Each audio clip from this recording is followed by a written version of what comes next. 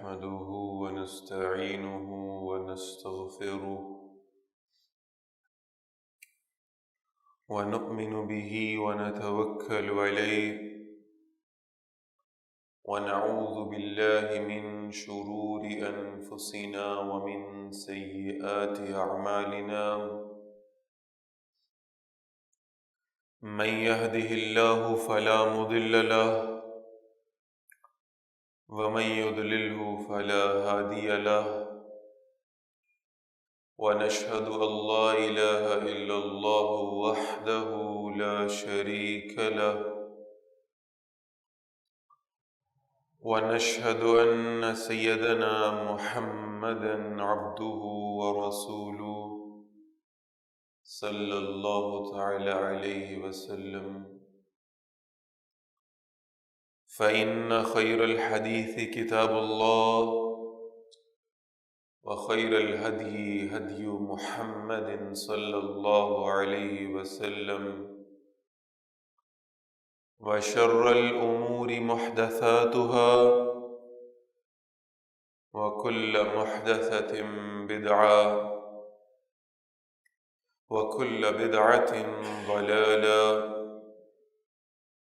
وكل ضلالة في النار أو كما قال صلى الله تعالى عليه وسلم. أما بعد فقد قال الله تبارك وتعالى كما ورد في سورة القيامة: أعوذ بالله من الشيطان الرجيم بسم الله الرحمن الرحيم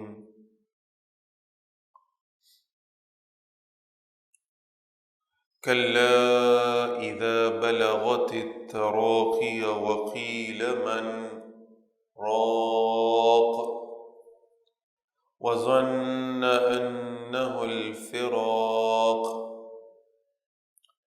والتفت الساق بالساق إلى ربك يومئذ المساق.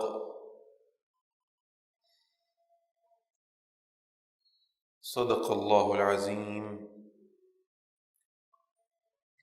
رب اشرح لي صدري ويسر لي أمري واحلل عقدة من لساني يفقه قولي واجعل لي وزيرا من أهلي.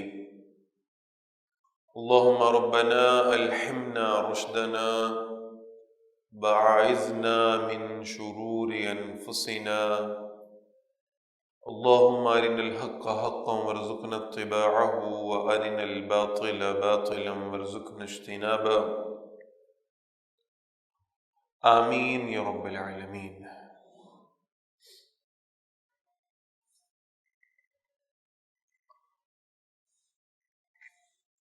سامعین محترم، یہ چند آیات میں نے قرآن مجید کے 29ویں پارے میں موجود سورۃ القیامہ سے تلاوت کی ہیں۔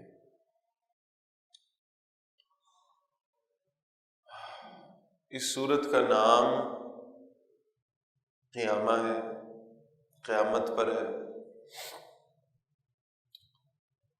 اور ظاہر ہے کہ اس کا مرکزی مضمون بھی قیامت ہی ہے،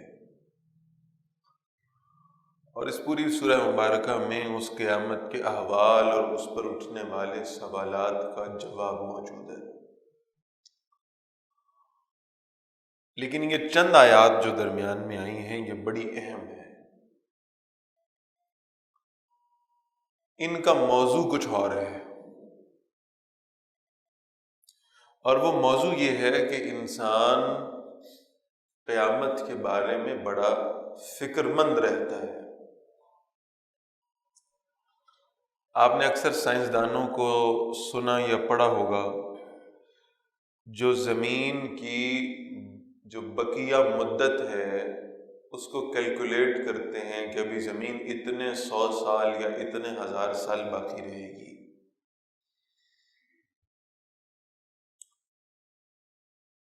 ہمیشہ سے انسان اس تجسس میں مبتلا رہا کہ قیامت کب آئے گی، بلکہ قرآن مجید میں اس کا ذکر موجود ہے کہ نبی صلی اللہ علیہ وسلم یہ لوگ آپ کے پاس آتے ہیں اور آ کر آپ سے سوال کرتے ہیں کہ یہ بتائیں قیامت کب آئے گی؟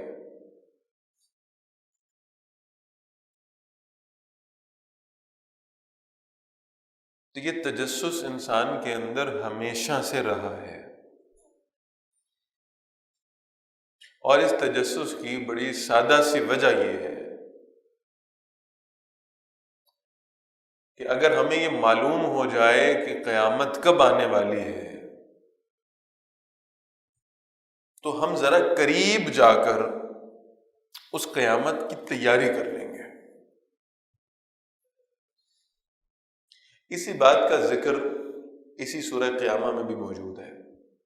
فرمایا گیا یسأل ایان یوم القیامہ، یہ پوچھتا ہے انسان کہ قیامت کب آئے گی، اور یہ کیوں پوچھتا ہے؟ اس سے پچھلی آیت میں اس کی وجہ بھی بیان فرما دیا، بل یرید الانسان لیفجر امامہ، اصل میں یہ اپنے گناہوں کے سلسلے کو دراز کرنا چاہتا ہے، یہ چاہتا ہے کہ مجھے قیامت کا ایگزیکٹ ٹائم معلوم ہو جائے تو میں اس کے قریب جا کر توبہ کر لوں گا، معافی مانگ لوں گا، تب تک کم از کم میں اپنی من مرضی کی زندگی گزارتا رہوں۔ اس لیے بار بار تجسس میں آتا ہے، بار بار سوچتا ہے کہ قیامت کب آئے گی، کسی سے پوچھنے کی کوشش کرتا ہے، کبھی سائنس کا سہارا لیتا ہے، کبھی نجومیوں سے پوچھتا ہے کہ قیامت کب آئے گی۔ بہرحال اس کے اس مغالطے کا جواب بھی دے دیا گیا کہ آؤ ہم تمہیں بتاتے ہیں قیامت کب آئے گی، فَإِذَا بَرِقَ الْبَصَرُ، جب آنکھیں چندھیا جائیں گی۔ گویا یہ کہ جب انسان بڑی دیر کسی اندھیرے کی کیفیت میں رہے، یکدم تیز روشنی کو دیکھے تو کچھ لمحوں کے لیے وہ کچھ بھی دیکھنے کے قابل نہیں رہتا۔ یہ بتایا گیا ہے کہ اگر تم ساری زندگی گناہوں کی تاریکی میں گزارو گے، گمراہیوں کے اندھیروں میں گزارو گے، اور یکدم وہ قیامت حقیقت بن کے تمہارے سامنے آ گئی تو اس وقت توبہ کرنا تو درکنار، تم اپنی پلکیں بھی جھپک نہیں پاؤ گے۔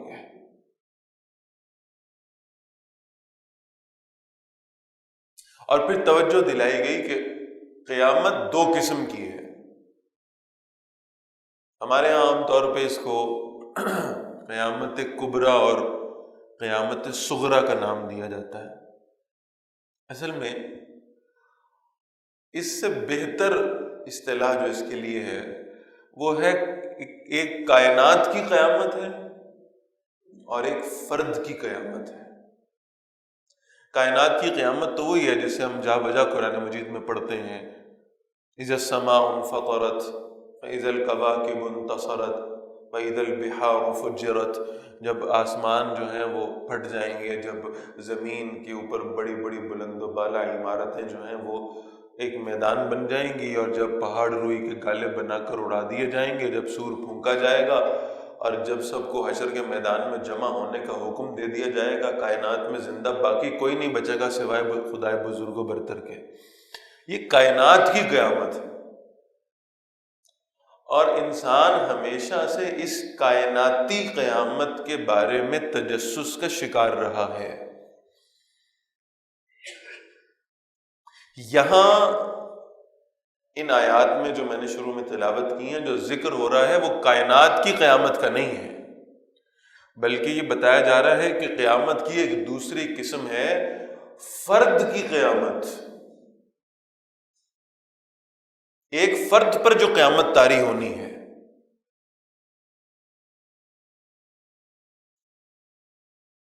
اور فرد کی قیامت کیا ہے؟ اللہ کے رسول فرماتے ہیں صلی اللہ علیہ وسلم، من مات فقد قامت قیامتہ، جس کی موت آ گئی اس کی تو قیامت قائم ہو گئی، جس کی موت آ گئی اس کی قیامت تو قائم ہو گئی۔ گویا کہ اب جس شخص پر موت آ چکی، وہ دنیا سے رخصت ہو چکا، وہ اپنی قبر میں پہنچ چکا، اس کے پیچھے دنیا کتنی دیر قائم رہتی ہے 1 سال، 2 سال، کئی 100 سال، کئی 1000 سال، اسے اس بات سے کیا فرق پڑے گا؟ روس اور یوکرین کے معاملات کیا چل رہے ہیں، تیل کا ریٹ کیا ہو گیا ہے، ڈالر کہاں پہنچ گیا ہے، دنیا میں جنگ عظیم سوئم کب ہو رہی ہے، امام مہدی کب آ رہے ہیں، دجال کے معاملات کیا چل رہے ہیں، اسے اس بات سے کیا غرض ہے؟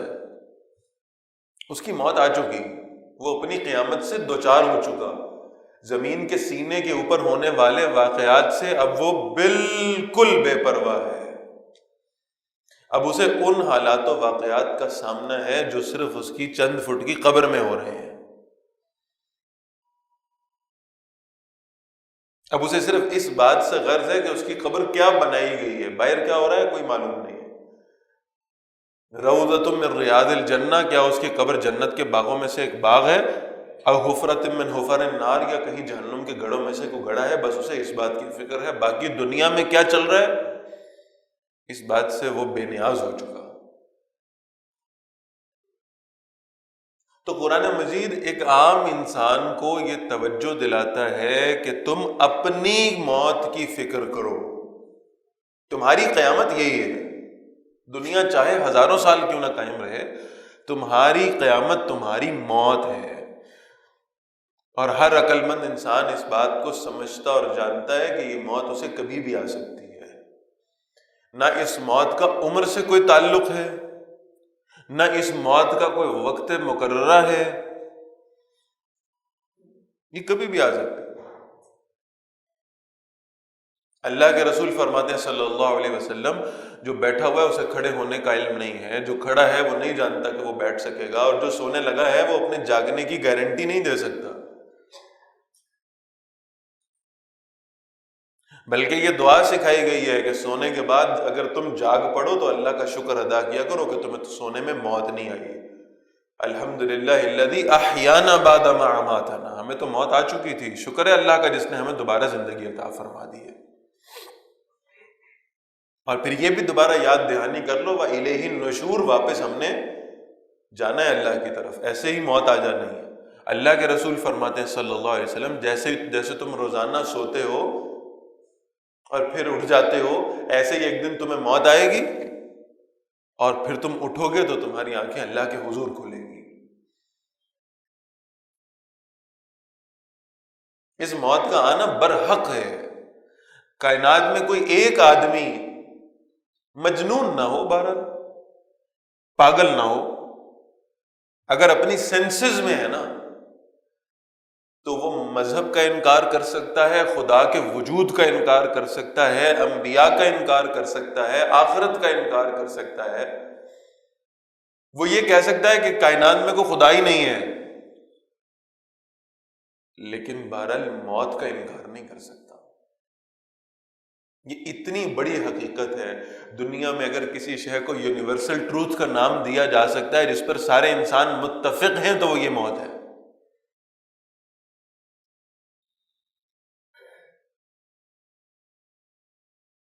کچھ بے وقوف تاریخ میں آتے ہیں جو کوشش کیا کرتے تھے کہ کہیں سے کوئی آب حیات مل جائے اور ہمیشہ کی زندگی مل جائے اور ہم زندہ رہیں جب تک کہ قیامت برپا نہیں ہو جاتی۔ ایسے بے وقوفوں کا حال بھی تاریخ نے لکھ رکھا ہے کہ موت تو آ کر رہنی ہے، کسی بھی لمحے آ سکتی ہے جب اللہ کا حکم آ جائے۔ اور قرآن مجید بار بار اس کی وضاحت فرماتا ہے کہ اب جو پیدا ہو گیا اس نے مرنا ہے، اور اس کی موت کو ایک لمحے کے لیے بھی نہ کوئی آگے کر سکتا ہے نہ پیچھے کر سکتا ہے۔ تاریخ ایسے بادشاہوں کے واقعات سے بھری پڑی ہے جن کی آنکھیں، پتھرائی ہوئی آنکھیں موت کے وقت میں اس بات کی گواہ تھیں کہ کاش ہمیں چند سیکنڈز اور مل جاتے تو ہم اپنی ساری مال و دولت، اپنی ساری سلطنت خدا کے نام لکھ دیتے ہیں، لیکن اتنا وقت میسر نہیں آیا۔ سکندر اعظم جیسا بڑا بادشاہ وہ جب فتوحات کے راستے پہ نکلا، بیمار ہو گیا، آپ سمجھیں بادشاہ کے جو ڈاکٹرز ہوں گے وہ کتنے کوالیفائڈ ہوں گے، اسے یقین ہو گیا کہ میری موت آنے والی ہے۔ کہنے لگا کاش کوئی مجھے اتنی مہلت لے دے، اتنا وقت لے دے کہ میں اپنے گھر والوں تک واپس پہنچ جاؤں اور پھر مجھے موت آ جائے۔ تو میں اس کو اپنی ساری سلطنت دینے کو تیار ہوں، لیکن اسی سفر میں موت آئی، اپنے گھر والوں تک واپس پہنچنے کا بھی اسے موقع نہیں ملا۔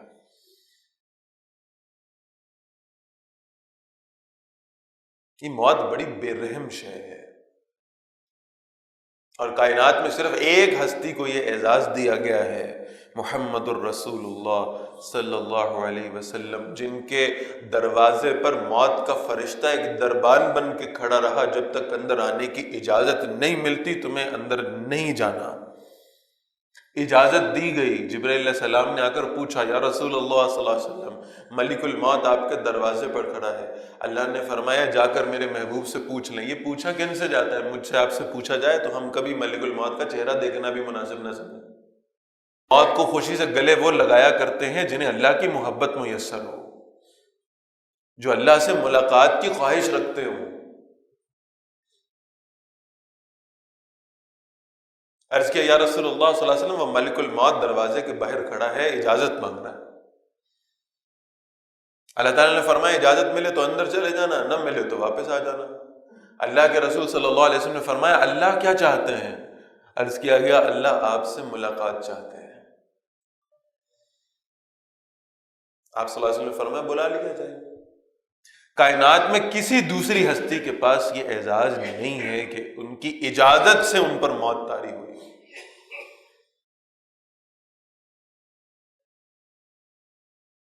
اور سیدہ عائشہ رضی اللہ تعالیٰ عنہ فرمایا کرتی تھیں کہ اگر کوئی ایک شخص بھی کائنات میں موت سے مبرہ ہوتا، کوئی ایک شخص ایسا ہوتا جس کی اس کائنات کو سب سے زیادہ ضرورت تھی اور اسے موت کبھی نہ آتی، تو بلا شبہ وہ محمد الرسول اللہ صلی اللہ علیہ وسلم ہوتے ہیں۔ کون ہے اس موت سے بچنے والا؟ کس پر یہ کیفیت طاری نہیں ہونی؟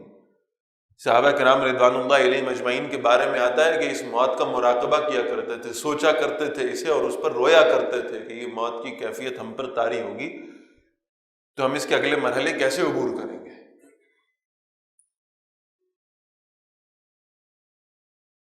کیسے وہ جسم سے روح کو کھینچا جائے گا، اور کیا اس کیفیت کو قرآن مجید نے بیان کیا ہے۔ کلا اذا بلغت التراقی وقیل من راق، جب وہ جان حلق تک پہنچے گی، پیروں کی انگلیوں میں سے کھینچی جائے گی، پھر پنڈلیوں میں سے، پھر رانوں میں سے، پھر سینے سے، اور پھر آخرکار حلق تک پہنچ جائے گی۔ کیا بے بسی کی کیفیت ہے، کیا بے کسی کی کیفیت ہے کہ انسان اس موت کو دیکھ رہا ہے، محسوس کر رہا ہے، نہ کسی سے کچھ کہہ سکتا ہے، نہ اپنے تجربات و مشاہدات سے آگاہ کر سکتا ہے، نہ کسی سے مدد مانگ سکتا ہے۔